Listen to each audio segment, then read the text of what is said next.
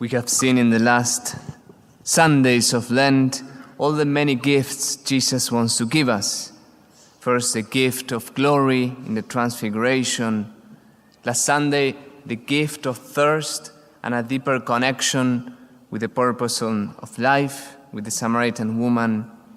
And today we reflect through the man born blind in the gift of faith.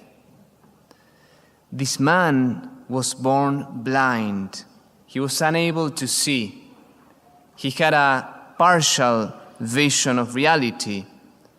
He could not see reality in its totality. He could touch, smell, hear, but he could not see.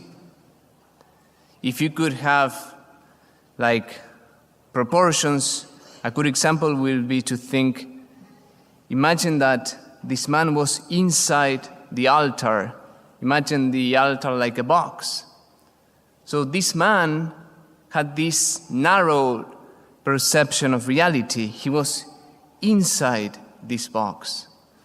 But he was unable to see the totality of reality till he met Jesus. Jesus opened his eyes. Jesus expanded his vision. He left the box and entered this church. He left the box and was able to see now the windows, the lights, the pews, the people next to him.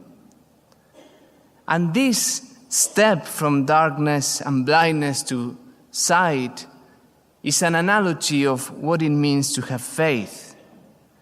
Faith expands your vision.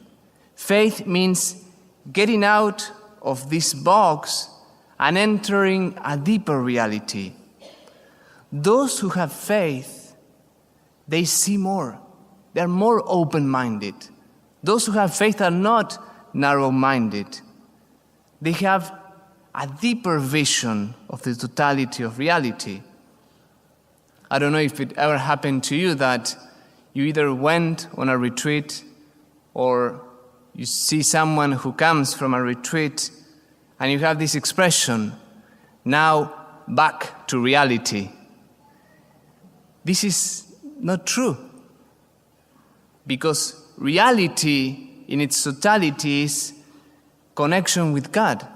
The more faith you have, the more you allow Jesus to open your eyes, the more you see, and the more connected you are with reality.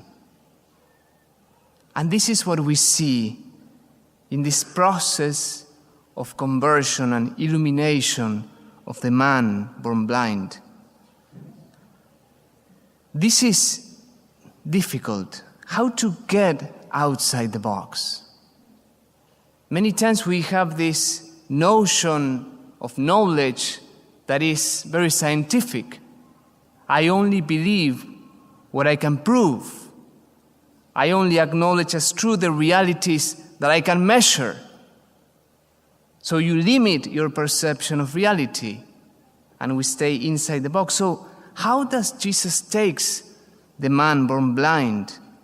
How does Jesus take humanity, because we are that man born blind, out of the box of this narrow-minded vision of reality? First, Jesus tells the man to go and wash into the pool of Siloam. He anoints his eyes and then says, go and immerse yourself in water. So the first step, the first door that Jesus opens in the box is the gift of baptism.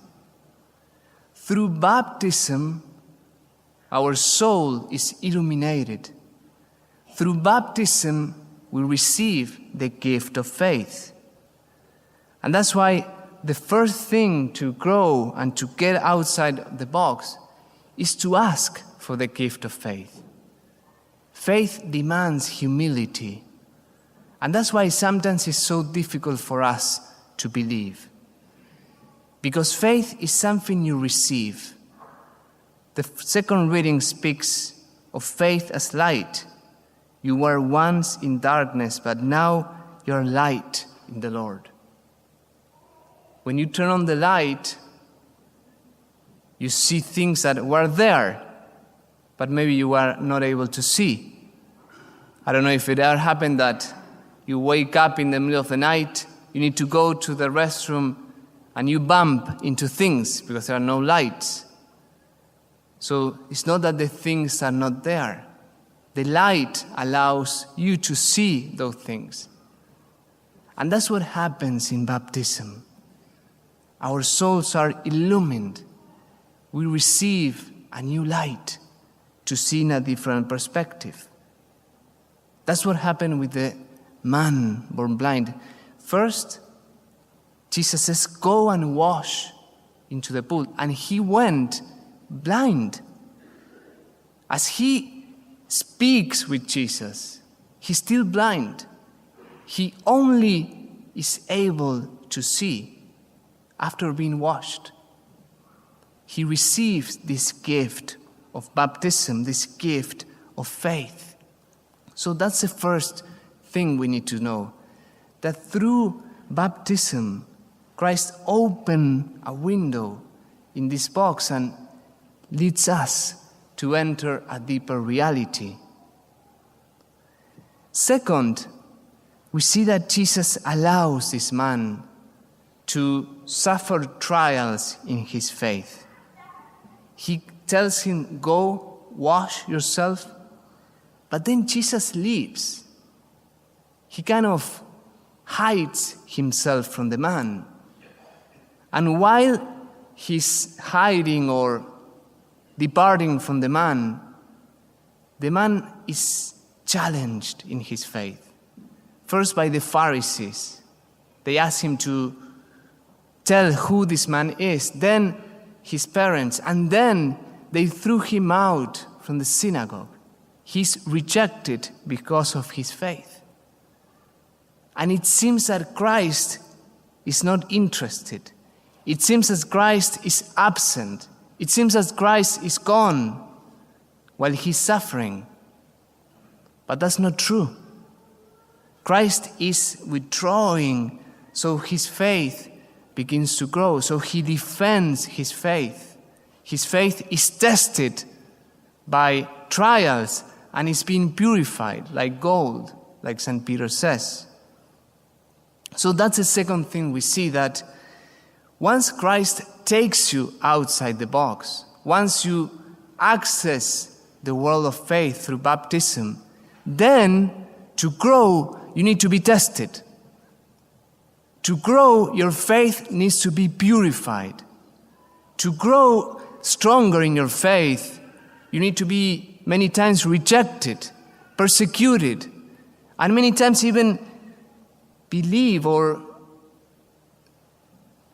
wonder, thirst for the presence of Christ. Where is he?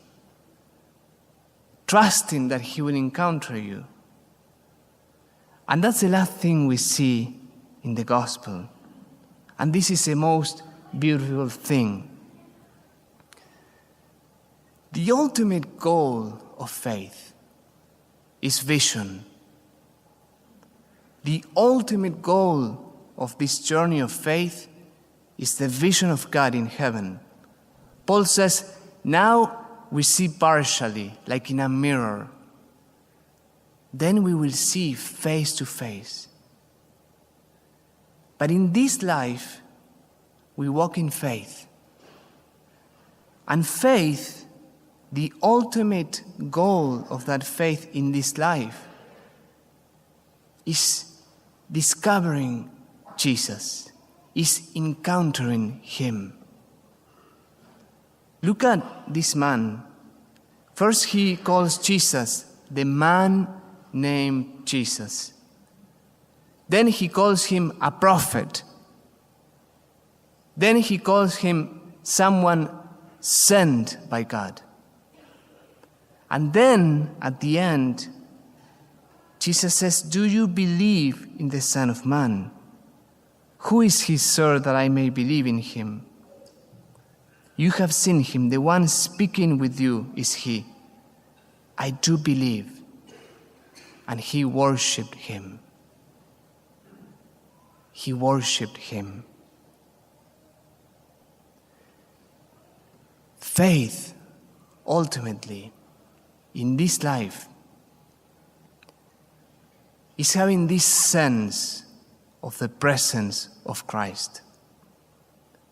Faith is having this sense of the presence of Christ. Although we don't see him, we believe in him, says St. Peter. That's what the man born blind discovered. He discovered he was not alone. There was someone who really cared for him. When he was expelled from the synagogue, the Gospel of John says that Jesus knew he was rejected, expelled from the synagogue. So he found him. He sought for him. This is beautiful because this illustrates the longing of Christ to find us, the longing of Christ to show himself to us. When you think you are by yourself, Christ finds you. Christ shows himself to you.